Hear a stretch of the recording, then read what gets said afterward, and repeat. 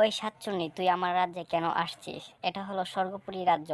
এখানে কোনো অশান্তি নেই। তুই অশান্তির কালো ছায়া আমার রাজ্যের মধ্যে কেন আনছিস? এখানে অনেক প্রজারা বলতেছে যে তোর আতঙ্কে নাকি সবাই ভয় পেয়ে ঘর থেকে বের হচ্ছে, তাদের নাকি তুই খেয়ে নিচ্ছিস। তাই বলতেছি আমার রাজ্য থেকে তুই চলে যা। কি বলছিস? আমি তোর রাজ্য থেকে চলে যাব? এতদিন তোর রাজ্যের মানুষকে খেয়েছি, আজ তোকে কি আমি পিপাসা মেটাবো?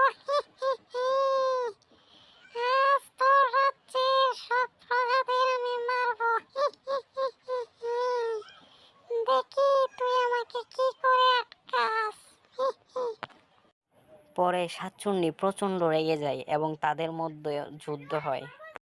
রাজা, আজ তোকে আমি মেরে ওই রাজ্যে দখল করব।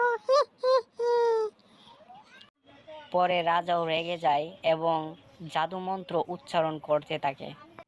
ইং বিং কার, জাদু তলোয়ার, তুই আমার সাতচুন্নিকে মেরে করে দে চারকার।